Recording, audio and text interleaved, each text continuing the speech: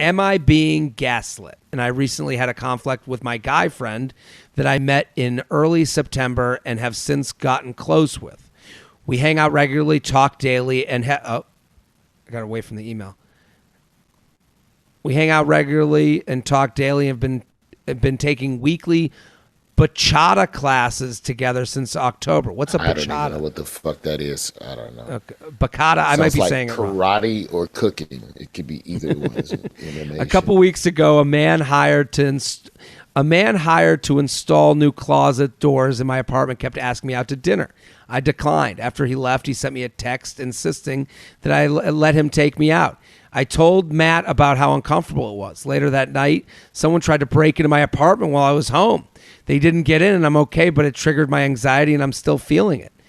The next day, I told Matt about the attempted break-in via text, and he just did a exclamation point react on my iMessage. Didn't say or ask anything. A couple days later, when I saw him, he said I seemed to be in a funk. And I said I still felt shaken from the attempted break-in, the closet door guy. Matt didn't really say much beyond, oh, yeah, that's right. Then we didn't really talk further about it beyond how much people suck. I felt his reactions both times was insensitive. I later texted him about it, and here's what happened. Okay, so I'll be her. Do you want to? I'll be him. You be her. I'll be the insensitive one. You ready? Okay, I'm ready. I want to, but I'm feeling indecisive about when. When I first told you about someone trying to get into my apartment, the way you responded kind of didn't feel good. I'll await your script for how and when I should respond in different situations, especially given that I'm always in exactly the same mood and vibe that you are when you text me. That's pretty snide and unfair. I'm not interested in telling you what to do or how to respond to anything. I just want you to be yourself, but it's not unreasonable for me to tell you how something makes me feel. I guess it's just that I've told a few friends what happened, and they responded very differently. It also feels passive-aggressive to me. It's hard to interpret someone's mood over text. When you first texted me about the intruder, I didn't even realize it had anything to do with someone in your house. I thought you were saying that a contractor working for your company fucked something up, and you had to call them out and get the company to fire them. Once you told me what happened, I recall having a real conversation about it and then talking about other things for a while. Now I'm done talking about this. It really makes me feel bad and distracts me when people call out my behavior. This is because I take such accusations extremely seriously, and I feel if I feel there's no there, I then feel like someone's trying to just fuck with my emotions.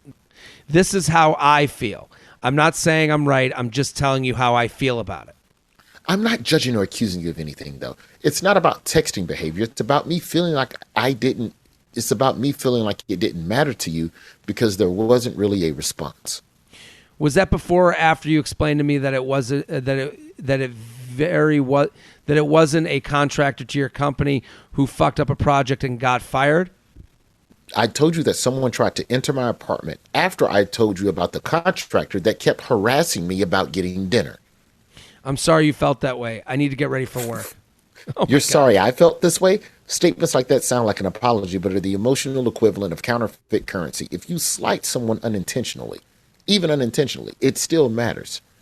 Let's talk on the phone later. I am not trying to be an asshole. I want to do what I can to help you with the fucked up situation of someone trying to break into your home, but I don't know what to do. I'm not in law enforcement, but I'm happy to talk about it. But the way you started this conversation made me feel really bad and is pulling focus away from my job, which I need to be very engaged in right now. There's a communication gap here. If the cost of bridging that communication gap is me being distracted all day from my job to think about it and text with you, I will not pay that cost. We can talk over the phone later. I just would rather not talk when I feel emotional and feel like I can't pause to think before I speak. Now she writes this is brutal. Aside from the fact that he is not recalling the events correctly, I feel like he treated me with contempt from the start. We talked on the phone later, but it was unhelpful. He accused me of repeatedly of trying to make him feel bad and said all the fighting was my fault, and kept saying things like none of my other friends ever do this to me, and asking me if I start shit with my other friends for no reason too. His reaction to me expressing my feelings felt 10 times worse than what I was initially hurt about. Was he gaslighting me, or am I being too sensitive? Thank you for your time and consideration. What do you think, Roy?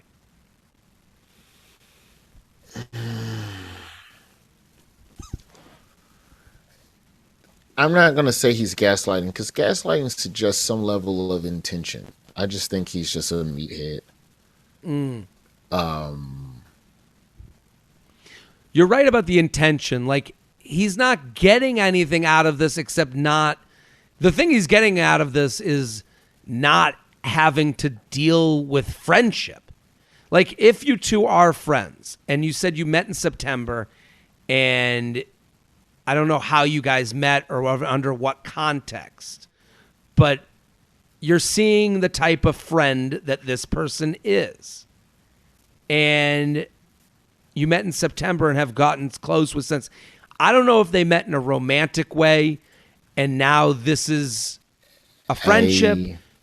I don't know how they met, but this is simple. She's expressed a need. He's attacking her. And if you feel like you've expressly explained yourself, there's nothing else you can do. This is the type of friend he is, and honestly, sometimes you get to know someone in one way, and then real life events happen, and you see what they are to you. Like, I think especially with texting and the cell phone, where we can communicate with someone right away, and it's the same phone that you use to talk to your family and your friend of 30 years, that someone can infiltrate that space and you can hold them in higher regard than what they actually are. And this guy, to me, is showing you that he's not a top-tier friend. This isn't someone you can go to in times of need, because the minute he goes, you texted me to make me feel bad. Yes, you did. You texted him to let you know your feelings, and for him to apologize and say, "Hey, I didn't act like a friend." You put him face to face with the mirror, and he took the mirror and he threw it out of the way. I don't think that there's a way for her to better articulate. I do feel like the conversation in person, so that you have body language involved. I don't think there's clearly someone you can't have heavy conversations with over text. No. I do respect, though. I 1000% respect the no drama before work policy, though. There is a time. I got into a shouting match one time. Remember, did you ever play Penguins in Cedar Rapids, Iowa? There was a big flood in like 2008, and it killed the room. But before 2008, that was like a major like Midwest Bob and Tom artery room. And like most arguments, I don't remember what it was about.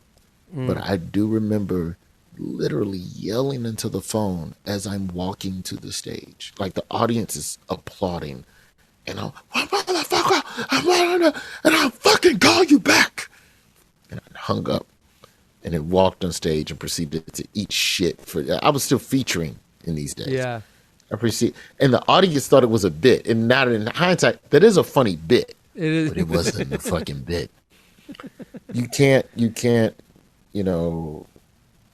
so whenever you breach the topic, she says something very telling in that email about, not wanting to talk about things until she has time to breathe and think things through.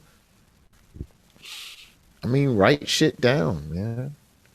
Write shit down. Because sometimes in the heat of thinking things, you lose the points you're trying to make. Yeah. So